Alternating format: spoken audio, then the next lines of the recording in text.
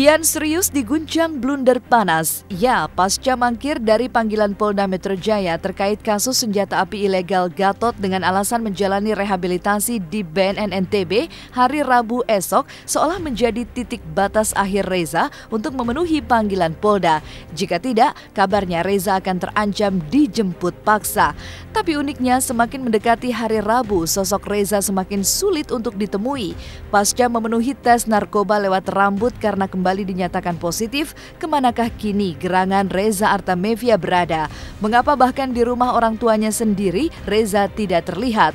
Semakin dalam terseret dalam kasus Gatot Brajamusti, benarkah Reza yang biasa menyangkal mulai ketakutan hingga menghilang? Di mana Pak Teresanya? Lagi keluar. Pak. Ya, jika 2 kali panggilan tidak hadir tanpa alasan sah, kami punya kewenangan untuk mengeluarkan surat perintah membawa sehingga mereka kami bawa. Nah, Reza ini termasuk kategori pasif. Kenapa? Karena memang tidak edik, tidak ketergantungan dari hasil asesmen. Kemarin dicek lagi mengenai rambut.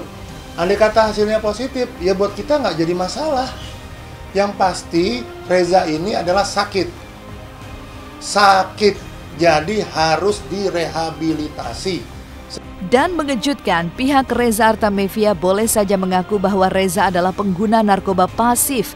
Tapi faktanya seorang wanita berinisial C yang baru-baru ini melaporkan Gatot Brajamusti dengan pasal pelecehan seksual dan asusila justru menguak cerita miris tentang keterlibatan Reza dengan praktek narkoba dan konon ritual asusila lewat ritual aspat Gatot sang guru spiritual. Bersama Dewi Aminah istri Gatot, Reza bahkan disebut-sebut memiliki peran penting dengan mirisnya nasib C.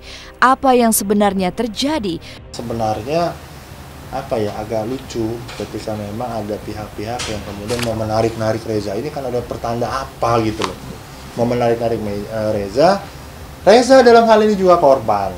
Jangan dikaitkan, oh Reza ini bagian dari Gatot. Reza ini perempuan juga. Sama halnya dengan teman-teman yang melaporkan Gatot. Sama menjadi korban juga. Dewi Aminah dan Reza. Dengar Reza itu mengatakan bahwa dia hanya korban dan baru coba-coba yang namanya sabu, itu bohong. Itu bohong. Reza itu sudah sangat ketergantungan dia kepada yang namanya sabu itu. Dan perbuatan Reza, perbuatan Dewi Aminah juga, ya sangat menurut kami tidak ketika klien kami ini dipaksa untuk melakukan hubungan gitu ya, dan kemudian si yang bersangkutan ada juga melakukan hubungan itu, korban kami atau klien kami ini dipaksa untuk melihat. Dan Dewi Aminah itu dia mengabsen bahwa si A, kamu pagi ini sama A ya, siang gitu. Justru berperan ya? Peran sangat penting. Dewi. Tidak pernah nikah. Ya, saya tidak pernah dinikahi. Makan izin seharusnya dimakannya cuman langsung aja gitu, kayak gitu. Tapi ya ini main-main aja sih bilang kayak gitu. Makanya pakai bong, alat hisap, dibakar itu adalah bahasanya ingin main-main. Reza jauh lebih tahu. Kalau mau tanya yang lain-lain, tanya Reza. Kalau dia masih lupa, tanya password.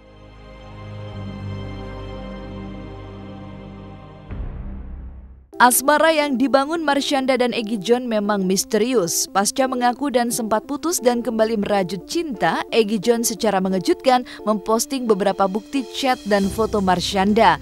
Rasa terpukul Egy jelas terlihat dalam komentar dan juga bukti WhatsApp Egy yang diposting ke media sosial. Hubungan yang baru terjalin pasca putus akhirnya menjurus pada satu fakta. Egy tak dapat mempertahankan cintanya pada Marshanda lantaran mantan istri Ben Kasyafani itu disinyalir membagi cintanya dengan seorang pria bernama Jai Supa. Bukti kebersamaan Caca dan pria idaman lainnya itu pun diposting Egy di akun Instagramnya. Ironisnya, kabar perselingkuhan Marshanda justru terjadi di saat Egy tengah mengalami kecelakaan motor. Ikutin aja, feeling aja sih, ikutin feeling. Egy dewasa banget sih, jadi dia mengerti kebutuhan aku dengan cara dia gitu, apa adanya dia. Dan dibalik yang orang pikir, bahkan aku sendiri pun suka terkaget-kaget gitu kalau ternyata dia dewasa ya gitu di beberapa hal yang aku sendiri sampai wow gitu. Jadi Itu sangat pintar dan sangat mandiri. Aku suka kepribadiannya dan keterbukaannya. Kebanggaan Egy akan kejujuran Marshanda di awal kisah asmara mereka segera luntur lantaran lewat tulisannya di medsos, Egy seolah memberi kesan jika Cha-Cha bukanlah wanita yang mampu bertahan dalam kekurangan materi. Bahkan perpisahan Cha-Cha dan Ben Kasyafani suaminya seolah bersumber pada Marshanda seorang. Penyesalan Egy atas keputusannya mencintai Marshanda pun di-share ke akun sosial Ben.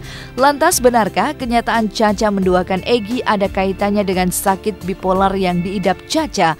aku mau cerita, kemarin kita emang sempat putus, tapi terus sekarang balik lagi. Kamu kenapa sih putusin aku? Ya kamu kan udah tahu, ya pokoknya ini aku ngerasa kayak mungkin belum jodoh kemarin. Terus ternyata tapi jodoh. Persepsi orang lain mempersepsikan, Marshanda dulu banyak image, banyak perilaku yang katakanlah ekstrim gitu kan, memperlihatkan yang mungkin tadinya dia tertutup kemudian jadi terbuka, kemudian sifatnya atau perilakunya yang